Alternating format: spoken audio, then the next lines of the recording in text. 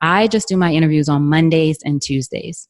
So Mondays and Tuesdays are podcast interview days. So between 10 and 6, I might do as many as 6 interviews in a day, but that gives me 2 weeks of content. And 5 usually is my max. I'm kind of petered out after 5, but 6, I've done as many as 6 in a day, which sounds like a lot, but that's better because then I have the rest of the week to do whatever else. What's up, guys? Thanks for tuning into the Why Influence podcast, where we interview influencers about their why and their motivation for influencing. I'm your host, Jeremy Siegel. Today, our guest is Elayne Fluker. Elayne is a podcast with over 670 episodes. She's been posting an episode every day, 5 days a week for over 2 years. Elayne's shared a ton of value in this interview, so let's just jump into it.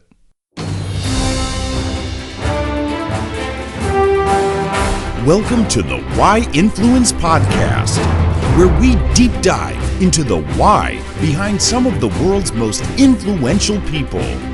Why do you influence? Why are you an influencer?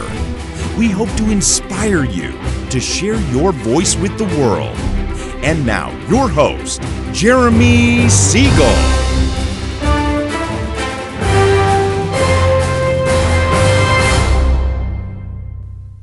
All right, Elayne, thanks so much for coming on the show. Before we jump into your why, I'd like to ask a few questions about your background so our audience can learn a bit more about you. Sounds great. Thank you for having me.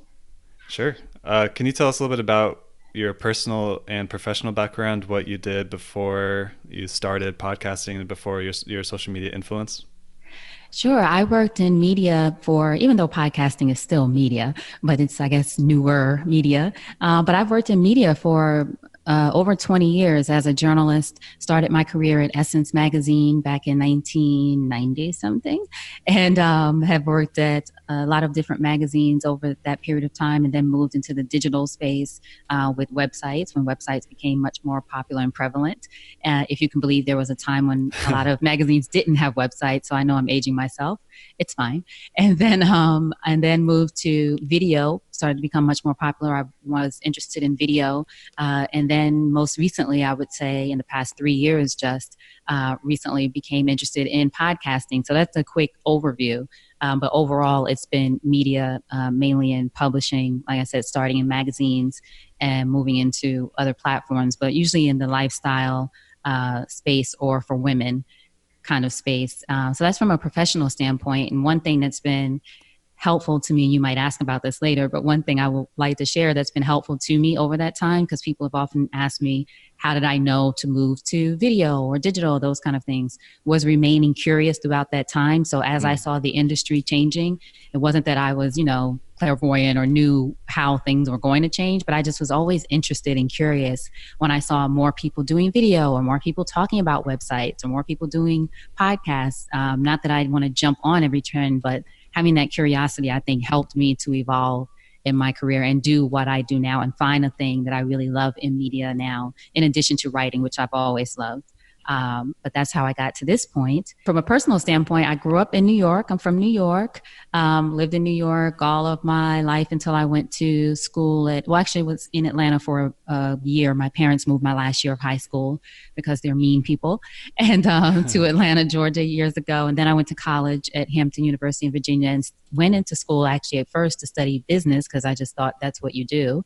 And then realized, thanks to a wise professor, that I should do English because I was a good writer, as he said, and those kind of things. So I was lucky for that change during that time as well. And then got out and didn't even know exactly what I wanted to do. I was very interested in a time in the entertainment industry, especially the music industry. So I was looking for jobs in that.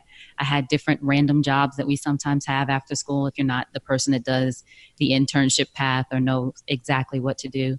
And then eventually, after a few internships, actually, even after school, even after graduation, I should say, I ended up in the publishing industry, and my first official job was at Essence magazine, which was a dream come true for me. And then I've just been building my career since then. Okay. And now, do you still have a job, or are you working full-time on your own business? No, I was at Martha Stewart Living in 2014. I was on the digital side, Martha Stewart Living and Martha Stewart Weddings. And I was managing director of digital. So overseeing the editorial teams and being the liaison between digital editorial and the television team and all these marketing teams, all these other teams there was my job, which I actually very much enjoyed. Great people there. But it was during that time that I really decided that I wanted to try this business thing on my own. I didn't even know at that time that it was online business. I didn't realize all of that till I started listening more to podcasts and other people talk about that sort of new space that people were really developing or becoming more aware of, I should say. It's been around for a while, online entrepreneurs. So yeah, I left my job in 2014 and started focusing on my business. At that time was an online video network featuring content for women of color. I was very disappointed at the time with what you saw on reality TV, a lot of violence, especially among women, and just wanted to create something to counter that. So I created an online network. I always say I was the Bravo for Black women, but I didn't have the Bravo budget. So I did all of it. I was self-funded. But yeah, so I wanted to leave and focus on that full time. And that's what I did. And my businesses and my, things that I'm interested in have just evolved over time. That's great. And I think you said a lot of valuable points in that, just, remain curious. And I think it's interesting that you combined your first choice of business and eventually finishing with your English degree into what you're doing today. And that's pretty interesting. Yeah, I never thought of that. Thank you for bringing that to my attention. That's what I'm here about for. The business. That's what you're here for. Episode done. Yeah. So let's go into why you started the podcast. Like what prompted you to begin starting a podcast for you? I was actually back at Martha Stewart after having freelance and consulting and contracting. That's what I was doing most of that time. I was still in New York at that time, with different companies like Huffington Post and other people. And then an editor that I knew at Martha Stewart asked me to come back there for a project, but it was something in the office as opposed to outside of the office. So I didn't want to listen to my Rihanna playlist the whole time, even though I love Rihanna. I tell everybody that. But I wanted to listen to something different while I was in the office. It was very much editing, quiet, focused, not like I had to communicate with other people for this project. And a friend of mine suggested podcasts. I asked him, what podcasts do you listen to? He suggested Smart Passive Income, Tropical MBA, and there might have been one other one during that time because I knew he listened and I just heard about podcasts but didn't know. I wanted some entrepreneurial ones. So those were my first podcasts that I ever subscribed to. And, once you listen to one and then another host is on that show, then you subscribe to that show and it just keeps going on and on. And now I have a list of about 30 something in my library of podcasts that I listen to. But I started listening to them and I loved them one after the other. And it just was open a whole world to me of information and resources and content, not just content. Obviously content I knew was out there, but just really people sharing their stories and what they went through in building their businesses and giving their lessons that they've learned in building their businesses. And it was just I felt empowered just listening, knowing, okay, I'm not the only one out there who thinks that this vision of creating this online business is possible. But then what I started to realize is that all of the shows that I listened to, not to say this was all that existed, but for me, a lot of the bigger, quote unquote, bigger shows were hosted by men, usually by white men, which is fantastic. I still listen to those shows today and love them giving them 5-star ratings. I was like, well, where are the women? Of course, occasionally they'd have women on the show, but I wanted to start hearing those stories more often. And so I decided eventually to launch my own podcast. And I thought, okay, well, I started off with my friends. I know a lot of women who are entrepreneurs, close friends of mine in different kinds of businesses. And I just said, okay, I'm going to start to do this. But then I thought, well, what will differentiate me, from other podcasts hosted by women?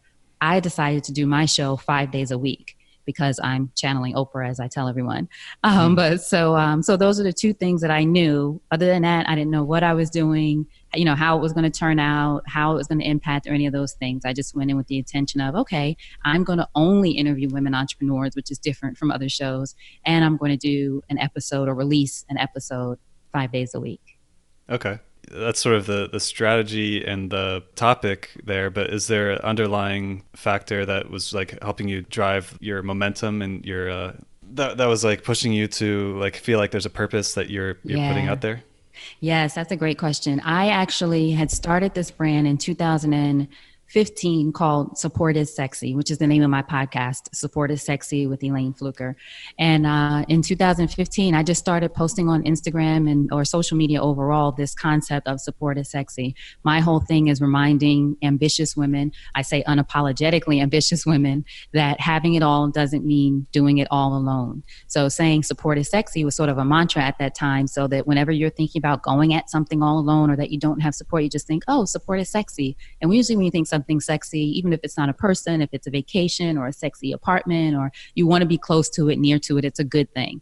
So that was something that I had been saying for months at the time. And I think my first post might have been December 31st, 2015. So come July 2016, when I started the podcast, the concept of support is sexy was sort of the right fit for it. And I thought, okay, I'll interview women entrepreneurs, share their stories.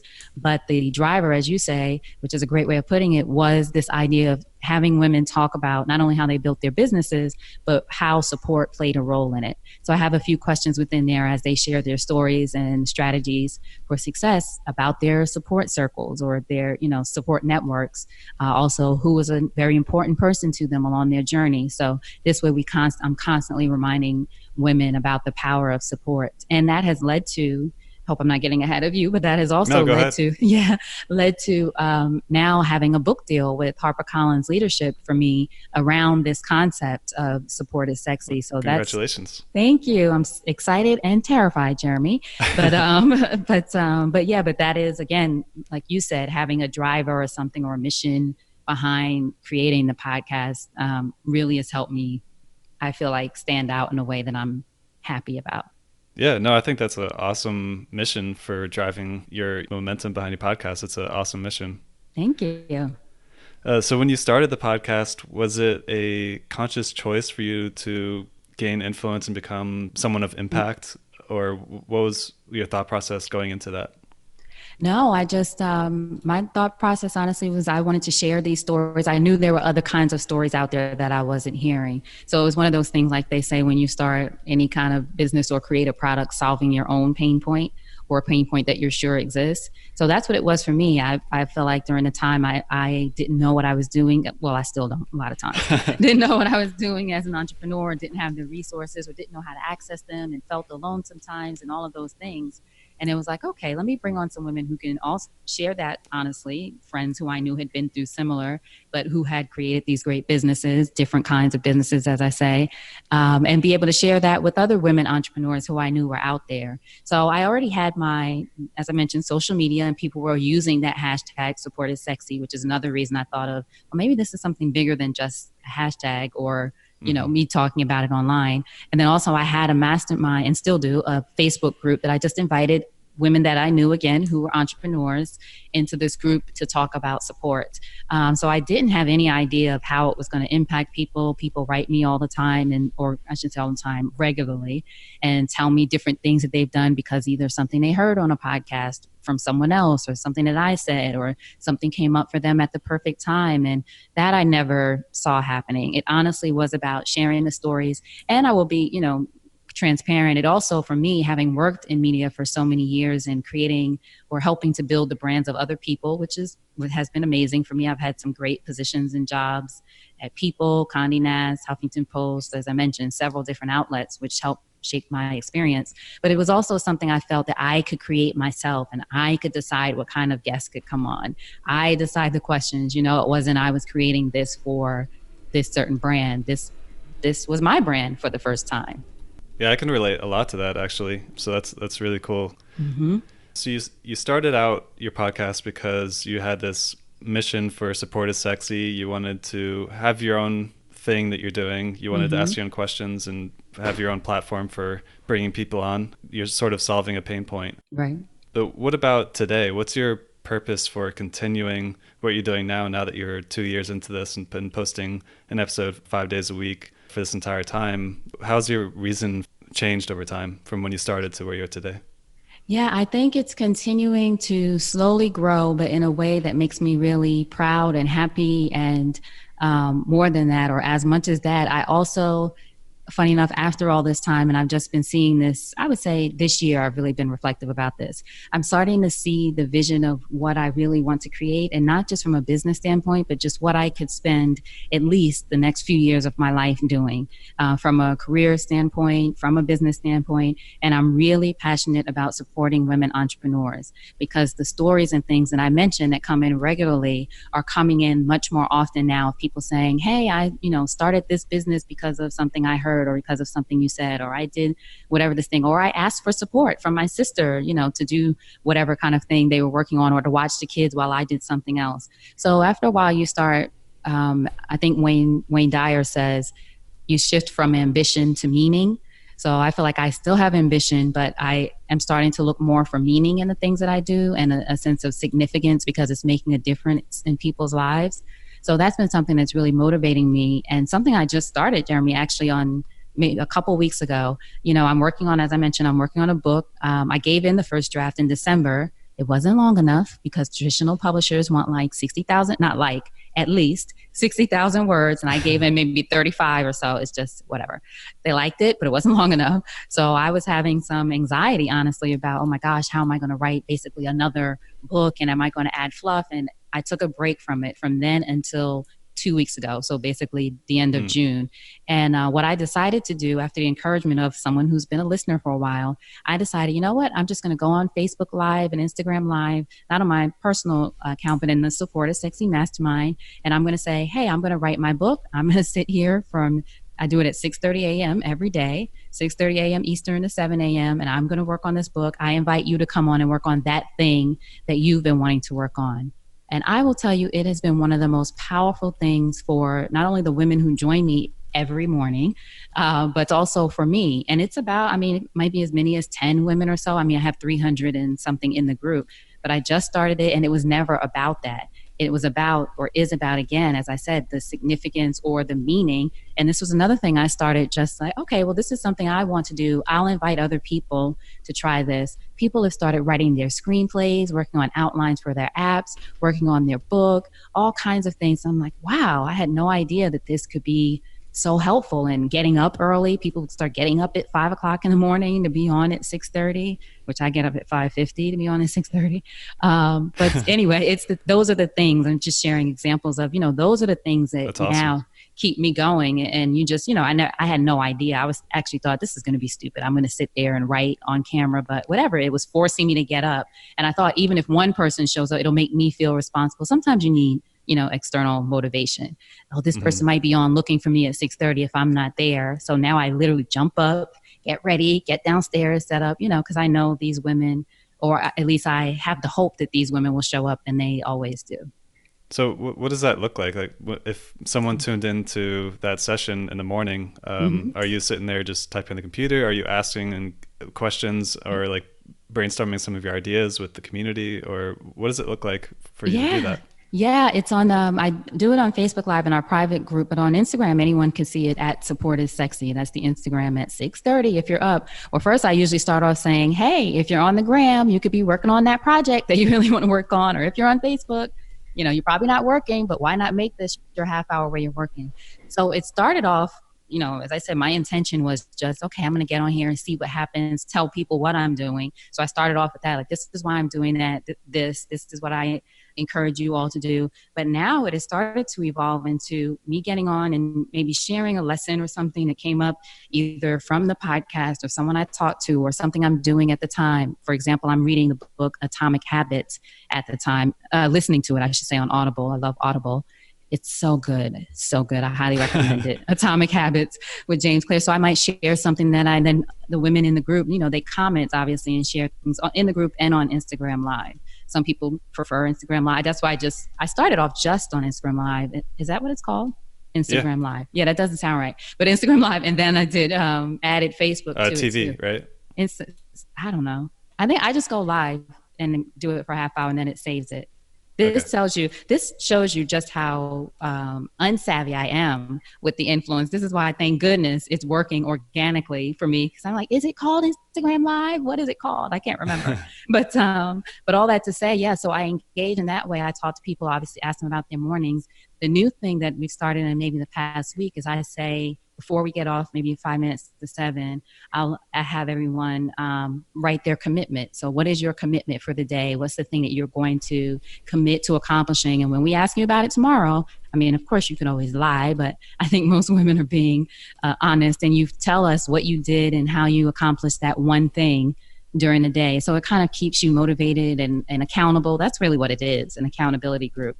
So people have started doing that. They say, I'm going to work on, so even if one woman said that she's going to work on the outline for her new app, well, I try to say, well, what part of that, you might not finish the whole outline, but what part of that are you going to work on today? So it makes everyone individually accountable. It's still small enough that I can ask each person to share, and I say it out loud.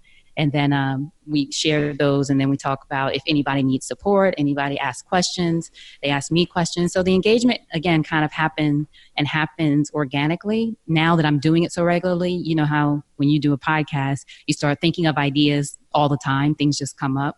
So that's starting to happen now with this. But yeah, that's how it's been. And it's just everyone, I'm in my workout gear, I'm in my workout. Well, I'll tell you, I can't take credit for the idea. I went to this woman, Siobhan. I give her credit all the time. I only know her as a podcast listener, which is strange to me when you talked about knowing how things would work out. There's a lot of people that I know now who know me from the podcast. I don't have any other relation to them. They didn't go to school with me or anything like that. And it's just still kind of weird to me. Like, wow, you met me through my podcast and you've been listening to me for 3 years. That's kind of crazy. But she happened to be in town. I've been in touch with her via email. She used to always email me and still does about episodes. And that's how we got to know each other. She was in town in Atlanta. We went to lunch. And I was actually at the time telling her, my main thing I'm focused on is writing this book right now, even though I wasn't writing. I was just thinking about it. I was like, I don't really want to go on Instagram Live or Facebook or something like that and just post me working. People don't want to see that. And you know what she said to me, Jeremy? Yes, they do. I was like, do they? And she was saying, I don't know. I didn't take it as she was just saying me, but she said, people want to see people working. They want to see what you're working on. They want to be invested in it and see, I'm paraphrasing, but along the way. And I thought, okay. I never thought of that. I'm thinking the glossy, the end product. You want to see those things. And then not at that point, but then later I was like, okay, here's what I'm going to try. She said, people are literally going to see me writing this book.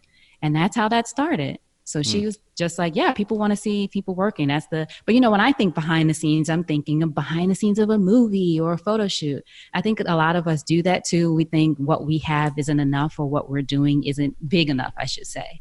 But people, if they really are fans of yours, followers of yours, or they believe in what you're doing, or they're just intrigued, maybe they're writing a book too, which a lot of the women are, and they want to see how you do it and just talk about it. Sometimes it's just that. You don't have to have, and I think this is true with podcasting, you don't have to have all the answers. A lot of times sharing information with people and knowing the questions or asking the questions that come up for you is helpful for other people. Yeah, that's awesome. That's really cool. Well, yeah, I hope that keeps growing for you. Thank you. I've been doing it through the weekends and everything. Holidays, 4th of July, 6:30. That's impressive. But it's been great. It's been great. So since you mentioned numbers, do you mind diving into that a little bit? You mentioned how you've got this personal or the private Facebook group that's a mastermind of around 300 people that you share this live with, and then you share it on Instagram. But do you mind talking about your podcast a little bit and some of the performance numbers related to that? Yeah, the podcast right now is about 30 averages, I should say, 30,000 downloads a month. My goal is to eventually get to 1 million downloads per month.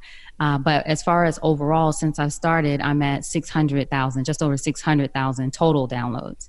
Now, of course, there are shows out there that do millions per episode or however many per episode. So for me, I share that to say it's been a slow is the only word I can think of, but I don't mean slow in a negative way, just a steady growth for me. We all have those. Well, I'll speak for myself. I have definitely had those moments. What else can I do to make it bigger? And how can I grow? And why am I not getting all the downloads? But then I do get those messages and all those things from people. And it just takes sometimes one person saying, like I've had a college student email me like, I listen to you every day on the way to school. What?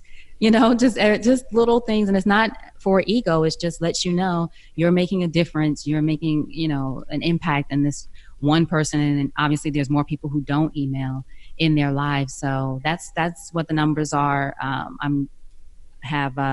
I don't know what the total is on social media, but again, it's a space that we're, I say we, but steadily me and the people out there growing and looking at. I mean, I am looking at what are some other unique and authentic, to use that buzzword, ways to grow. And I think one example is this live that I just mentioned, which organically happened. But even in that Facebook group, it was 350 people a week ago or so. Now it's 382 or 380 something. I don't know how many now, going close to 400, which again isn't hundreds of thousands, but you don't need hundreds of thousands if there's women who show up, with you every day. But even that has grown because women in the group and people who are on these live chats are telling people about it. They're like, you got to join this group so you can be on this chat in the morning. And plus I have the replay in there. So even if you don't get up, you can see it later. And I share, as I mentioned, resources, and I share links if I talk about a podcast episode organically, not to promote, but I'll just say, oh, I talked to so-and-so, here's her episode if you want to listen to it. Or if someone asks a question, I'll say, so-and-so talked about that, self-publishing your book. She's an agent. Here's the episode if you want to check it out. So all of that has happened organically. And so I'm excited about that and continuing to grow. There was that time when it was just 1,000 downloads. So always keep that in mind. And I don't know if you've heard of that article. Is it Keith Kelly who wrote the article, 1,000 True Fans? It says all you need is 1,000 true fans to build a business. So we lose that in this age of, millions of followers and millions of this, whereas you focus on your core 1,000 people, you can build something really impactful. Yeah, that's awesome. And sounds like you're on that path. You're close to 400 now in your mastermind group. So yeah, I hope it's been fun. Yeah, it's exciting. Since you talked about some people reaching out to you, do you mind going into that a little bit? And maybe, is there a specific story, like one that just really touched your heart or was really impactful to you, that someone reached out and said something about how you impacted them? Yeah, this woman actually, I won't say her name in case it was, a private message, but she said, just on LinkedIn the other day, she said I was going to try to pull it up here. She's been listening to the podcast for a while and she's been in the mastermind group. And she said now she's very active in that morning session that we do. And she said that it's had such an impact on her, taking a chance on doing the things that she really wants to do. A lot of my listeners, they are women entrepreneurs, but they have full-time jobs, some of them, or they're reinventing in the next stage of their career and they want to create something and that kind of thing. So she was mentioning to me just that she's been sort of there lurking in the background. Lurking is the only word I can think of. And how it's been just really so helpful to her to be able to be a part of that. She said, let me say, thank you for having the vision and foresight to create such a powerful movement that is so desperately needed. I've been listening to your podcast for over a year now, and every day through your messaging and encouraging guests, it has allowed me to move the needle further with my own passion, purpose, and projects. And then she goes into some of the other things and about certain episodes. So that one, I think I actually copied that just because sometimes you need a reminder that you're making a difference. And this was one letter that was just so touching, especially because I had no idea of this. You don't know unless people tell you, but I just know how active she is every morning now. And it's like, wow, this was something that really resonated with her after a year, that motivated her to speak out and be active and ask questions and all of that. And then another I'll mention actually just happened this morning. This woman, Maggie Miner, I will share her name. She's an artist, and I interviewed her in 2017, Jeremy. And she mentioned that she finished a book recently, and that she was promoting it and, wanted to share some information about it, or she has a Kickstarter for it to do some of the design things. She's an interior designer, really talented artist and designer. But the thing she said was our interview in 2017 is what inspired her to write the book, because during the interview, and I remember this, she has so much great information. I was like, oh, you should create a course or something with this. You have I'm Queen Encouragement. You have tons of information and people will love it. And she said that's what inspired her to write the book. I had no idea for however long this woman has been working on this book. What's funny, as I told her, is that in my book that I'm working on, I'm using quotes from some of the women on the podcast, and something she said during that interview is one of the quotes I'm using, which I hadn't told her yet. And it was that she said, I can be soft and still be successful. And I think that's something a lot of women need to hear. You don't have to be the brick wall, and you can have feelings and you can be soft if that's what you choose and still be successful. So, Right. so that was just amazing. This just happened this morning. And so that That's was awesome. another one. Yeah. Thank you. Yeah, I'm a big advocate for unintended consequences, and both these seem like Yeah. cases of that. You know, you haven't heard from this person the whole time, and then a year into it, she finally reaches out and says how much of an impact you had on her, and that's pretty amazing. Yeah. Thank you. I love that. Unintended consequences. Yeah, I'll give you credit for that twice, and then I'm going to take it. sounds good. No, I that's appreciate great. it. I love that. When you were starting out, did you have any personal or physical barriers to overcome to starting your podcast? Like, you know, were you hesitant to put your voice out there? Did you feel uncomfortable? Did you have motivation issues? Like, is there anything that you had to overcome to get the podcast started? Actually, you know what? When I started 2016, I had planned to launch in September, just because I picked the fall. I don't know why. And I had done some interviews in May because, you know, you want to get ahead a little bit. I did some interviews in May with maybe seven women I think I had done between May and June. And I mentioned to my friend Kevin, who's the same person who told me what podcast he used to listen to. I mentioned to him, you know, I did these interviews. I think I'm really on to something here. You know, this certain question that I asked people, 5 of the 7 women cried, were in tears. And these are not that successful women can't cry, but, you know, these are very poised, successful women. But this particular question that I was asking people made them really get emotional and feel emotionally connected. So I thought, wow, I think I'm really on to something. And he was like, you got to put it out now. And I said, wait, I'm not ready. What do you mean? I plan on September and it's June. I can't do it that soon. You got to do it. And he kept saying, you got to put it out now. You got to do it now. Now is the time.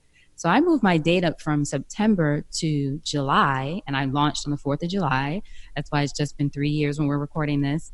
And that was I was very scared because, you know, you have the feelings of I'm not ready and I was going to wait till later and that kind of thing. He just like, if you got that many people, you know, excited or emotional or connected in the guest, you just have to put it out now. I don't even, to this day, I don't know his full reasoning. I just remember that he pushed me to make that move, to not hold, quote unquote, hold it, so to speak. So I will say that's the thing that I had to, you know, I wasn't as fearful until he said, you got to do it now. Once you get to the point where you're actually about to release it to the world, you know, all of a sudden it's like, what I making all these excuses. And I did. July 4th, I worked all crazy. And then July 4th, officially put it out there, so to speak, or maybe even July 3rd. I think July 4th was the first official episode. Yeah, and that was it. So that's something that I did have to overcome, those fears of, you know, putting yourself, your idea and everything out in the world. Yeah. So when you started it early, were you able to still maintain your goal of posting 5 a week from the get-go? Yes, I was it was easier actually then. It's funny, maybe because I was only focusing on the podcast. It was easier for me to do then than now, where other things, life, business, you're trying to do all these different things, get in the way. But one thing I will say that I learned just from a tactical standpoint for anyone who has a podcast. I think you and I spoke about this. In the beginning, I had people just emailing me back and forth because, like I said, it was my friends. So I would try to schedule with them and they would set a certain time, et cetera. And then they change things and things happen and you're going back and forth in email. Then I got Acuity. Acuity scheduling is the tool that I use to schedule. But even then, I put times available on the calendar all week. So it was like I'd have a podcast Monday morning and one in the evening, then Tuesday all day, then Wednesday here and third. So it just was way too much. It was crazy to do all of those, it was basically all I could do all the time because I never was able to leave or do anything else because I might have a podcast interview in the middle of the day. Well, now, and not just now, but you know, in the past few years, I realized because of listening to other podcasters say what they do, I just do my interviews on Mondays and Tuesdays.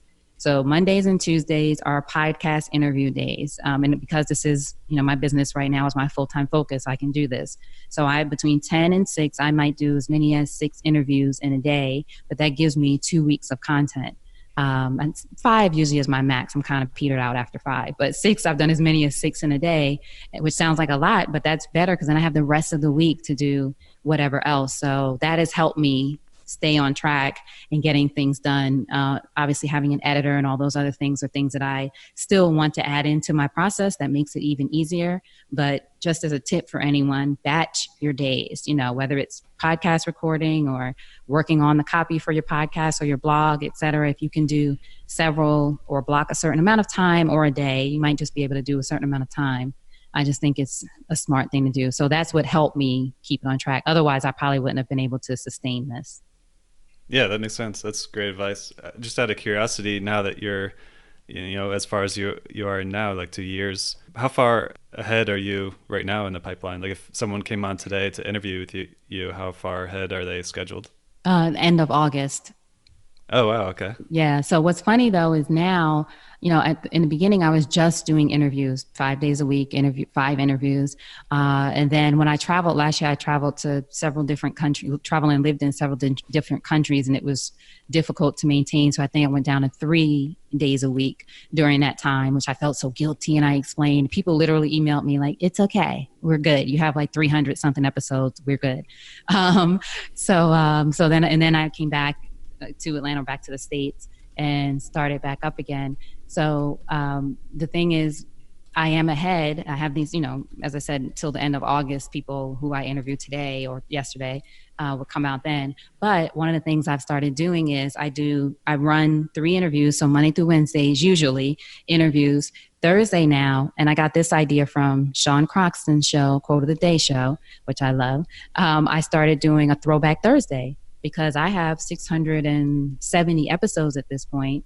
There are people that are going to be new to the podcast or people who have listened from the beginning, but some of those old episodes, which are still, it's not my best sound, or, I might not have been as comfortable, but the information and the women are still as great. So I've started playing things from that first 100 episodes as a Throwback Thursday. So I do a new intro on it, and I say who it is and what episode they were.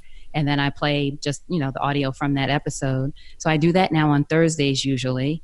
And then on Fridays, I usually do what I call a solo episode. So it's just me talking about whatever's going on at the time in the business, or, whatever kind of personal development moment or revelation I've had. So I usually do those on Fridays. Although this week I've been doing more solo ones just because things have come up. But when you're ahead, the good thing is you can move things around easily. I keep track of everything in a Google Doc, in a spreadsheet. So I just move someone down, and I don't promise people a certain day they'll go live unless it's related to something like a certain book or release or something.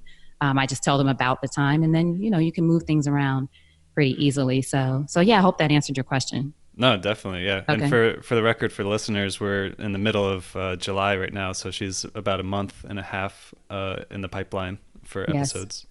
Yes. That's great. So thinking about who you were when you first started, or right before you started your podcast, to who you are today, how have you changed over this time? Like, you've had all these conversations, you've probably improved your interview styles, and so like what kind of changes have you seen for yourself personally from before you started to where you are today?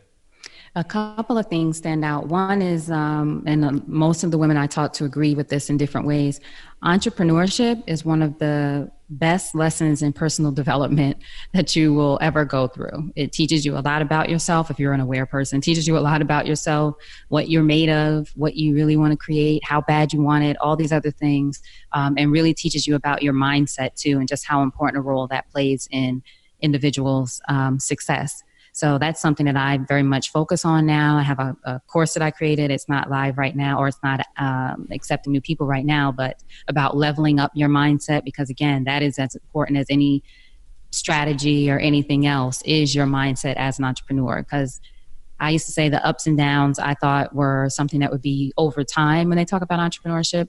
Once you start a business, you realize it can be in the same day, in the same hour even. Something goes great, something goes crazy.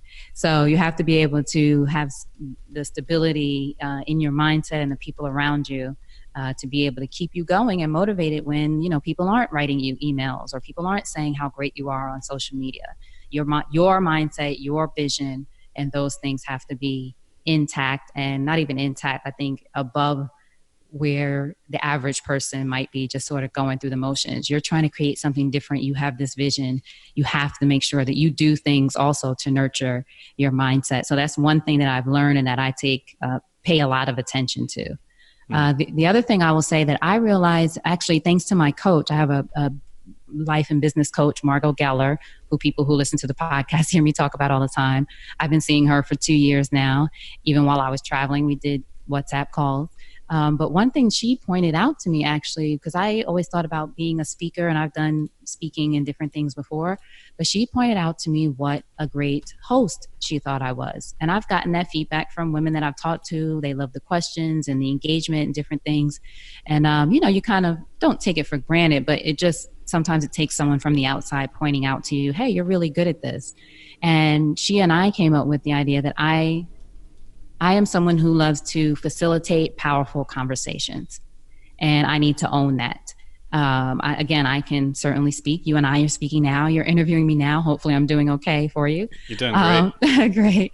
But yeah, so it took her pointing out to me, oh yeah, I enjoy it. One, that's important. But then also I think I am good at that, facilitating conversations, which is really asking the right questions. So that's something I've been putting out more, that I facilitate powerful conversations and that's how I get women to share their stories. So that is actually what I'm more excited about then, because I was just talking about speaking, because again, that's what you do, like going to school for business.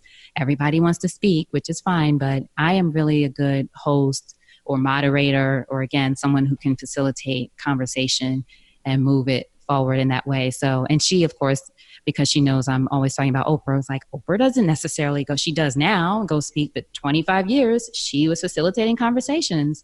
Ding, ding, ding. I was like, okay, right. Got it. I'm Oprah Jr. Got it. So, but yeah, so those are two things that really came to light to me that would not have, certainly without podcasting. The mindset things and all of that was from talking to all these women. And I always say I've interviewed women who are in the pitch stage of their business. A former coworker of mine, but I saw her starting her business years ago. Now she's opening a space and doing all these things. But she was in the pitch stage then, and I talked to her about coming on. She thought, oh no, but I'm just getting started. I said, right. There are people listening who are just getting started and who want to know about that part, right? That part of the process. And then I had a woman on recently whose company made 160 million this year. So, I've had the range of people, and but again, both of them have a story and a journey, and depending on who you are, you want to hear both, or one or the other really relates to you. So yeah, that's been, both of those things have really been powerful for me. Yeah, that's really powerful. You talked a lot about motivation there, so it's a good segue into the next question, which is, have you ever struggled with motivation? And if so, can you share an example of a time when you struggled and how you powered through it? Yeah, I get caught up sometimes, like a lot of us do, but in the shoulds. I always say we end up shoulding all over ourselves. I should be at this point by now. I should be doing more speaking engagements. I should be doing this. I should be doing that. And I can't think of a specific time, but it happens too often. But then I remind myself again of the people who I have talked to, even just this morning, and the impact that it's having in their lives, whether they give me quote unquote credit or applaud me or not. I just see it, like one woman sharing today the page in her journal where she wrote notes from our conversation from today. Would not have known that if she had not posted that and told us that. That's really cool. But even if she hadn't, it's just knowing that she was working. I knew she was on the call and telling us what she was going to do. So those are the things that keep me focused and not worrying about the shoulds of, which is really just being caught up in comparison. And as they say, comparison is a thief of joy. So you don't want to get caught up in that. Now, it's one thing to measure yourself and have your goals and measure yourself against yourself yesterday, as they say. So that's the thing I do to sort of get through that, is to remind myself. And then also, if I think I quote unquote should be doing something, well, is there something that I'm missing? Which is an important question. I think more of us should ask, well, is there something I'm missing? What might I do differently? And how might I get support? Because I'm all about it, Jeremy. How might I get support for those things? So yeah. I like that. That's really cool. Great. What do you find most challenging about being a content creator in regards to the podcast? You've been doing all these episodes yourself, which is a huge accomplishment. But what do you find the most challenging part of it? I think the most challenging for me is the time. I love doing the interviews. It's my favorite part of the process. But then as you mentioned, I've been doing even though I had an editor come in for a short time, and then we stopped working together. But I do all the writing myself, all the editing myself. And look, I'm someone who takes my own advice. I believe in support. So I want to get to the point where I can have an editor, because it's just more productive. I can do it. I have done it, but it's more productive if I can just record and send it to someone. And then the writing, it's not personal blogs or anything. I'm basically writing up the show notes for an episode. Someone else can certainly do that. So those things are the main thing for me, is the time that it takes to do those things. And that's really the main thing that will get me behind when I do fall behind, is because I haven't had time, or I didn't allot the right amount of time to do the after the show kind of things. But if I was just recording, I could just crank them out and do probably even more interviews. I think that might be part of the reason I don't do as many in a day, because I just know, oh my gosh, now I have to write up 12 episodes and do 12 pictures and, all the things that you do with the follow up, which is all part of it. But again, if I was doing one a week, I just told someone this the other day, if I was doing one a week, this probably wouldn't be a problem. But because I aspire to do still so many, it can be a lot. So I would say that's the biggest challenge. And I just have that goal, as I said, in vision, of bringing someone or a company on I have a company in mind, but they would cost me, because I do so many, I think $1,800 a month. So I do have sponsors for my podcast. I just started that this year. But again, because I'm not yet at 1 million downloads or so a month, I do get revenue, which is about a few $1,000s, but it's not to the point yet where I can say, okay, well, this can pay for, editing and all of those things. So that's what I'm trying to get into alignment, so that can be covered, and I can do so many other things if I'm not spending hours focused on that stuff. Yeah, that sounds like that would be a huge help if you get that off your plate. Huge help. Well, what's inspiring you most about the future, as far as where things are going, where you see your vision changing, or what's just inspiring you most about the future in regards to what you're doing? I want to do something with a live show, or not even a live show, but video. I want to do more with video, whether that's recording. When I record people now, I do it via Zoom, but I don't use video usually. Or even if in the beginning I did, which actually I think sometimes can make the conversation better. Unless it's two podcasters like you and I talking, we can just talk. But when you're interviewing someone, sometimes video, when they're not someone who's used to doing that, can make it better, because they can see your face and, the different cues and that kind of thing. Yeah. So I do want to do either video that way, or what I'm really looking at, what I'm really looking at is LinkedIn Live. I think it's called LinkedIn Live. Their version basically of Facebook Live. A couple of people have it, maybe more than a couple. A few people have it. They're just rolling it out in beta. I've applied for it. I just actually yesterday spoke to someone at LinkedIn that I know works there. Like, can you help me out? I really think my show would be good. But I would love to do a show on a platform like LinkedIn featuring women entrepreneurs, like a video show. So I think that could be interesting. So I've been wanting to have a show idea for a while. All the other platforms didn't feel right. Of course, people have great shows on Facebook, and I don't know if people have shows on Instagram, but certainly shows on Facebook that are doing well. I've been using LinkedIn a lot more in the past 6 months, and it's been great for connecting with people. And I just think having a show on that platform could be incredible. So that's what I'm looking at most immediately. Okay. Yeah, that sounds really cool. Yeah. I didn't know about the LinkedIn Live. Yeah, I didn't only knew because a few people, I would see them, like this one gentleman I'm thinking of, so-and-so is live. I'm like, live? What does that mean? I thought maybe he was streaming from Facebook. You kind of figure out what's going on here. This is something new. But then I talked to this woman the other day, and when I read about it, it said it's in beta, so only a few people. Then I'm like, well, how are you choosing these people? Nothing against this guy. He's great, but we have some ideas over here too. So so that, I think I would like to experiment with that. So that's something that I would hope. Now, I probably wouldn't do that show 5 days a week, but I would like to do, maybe one of the interviews is like that. So one a week is an actual video show. But he does this person I'm thinking of, he's the only one I've seen with it so far, but he does like Zoom interviews. So you can do that too, obviously. But I would like to produce something. So yeah, that's my vision most immediately. Yeah. So if you were to meet someone who is a new influencer, or someone right before they're making their entry into gaining more influence, what kind of advice would you give that person? Don't look at what everyone else is doing. Figure out what's going to be special about you and then double down on that. So I think, as I mentioned, with facilitating conversations or being a host, I am really doubling down on that, whether it's hosting the podcast, obviously, or even in my Facebook Live, doing these daily conversations in the morning has pushed me to do something else I've been wanting to do for a while, which is live workshops. So I have all these presentations that I've done in different parts of the world, but I do the presentation and then that's it. Well, I can do those as a live workshop to my group, which I've started doing now. And then maybe they can be turned into courses. So you never know what it's going to manifest as you keep going. The thing is, figure out what's different about you and then double down on that.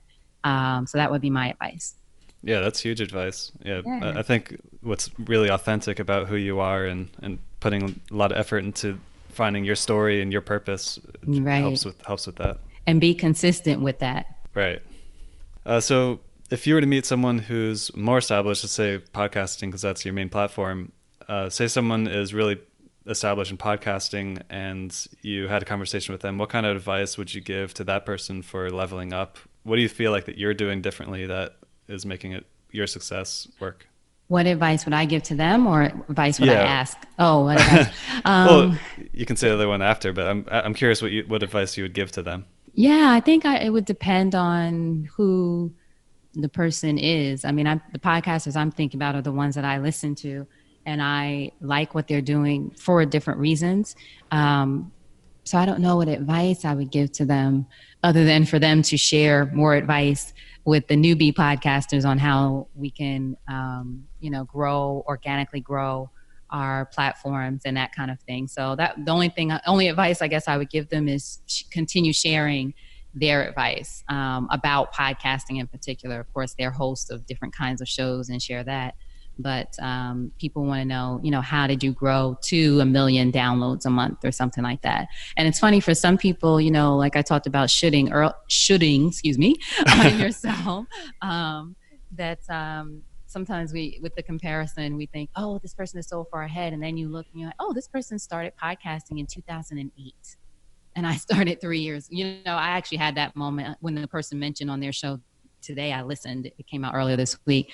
And I said, oh, yeah, that's right. They've been at this 10 or 11 years at this point. So you can't compare, as they say, your chapter 1 to someone else's chapter 20 or to their second book. So that would be my main thing. Would love to hear more about that from successful podcasters.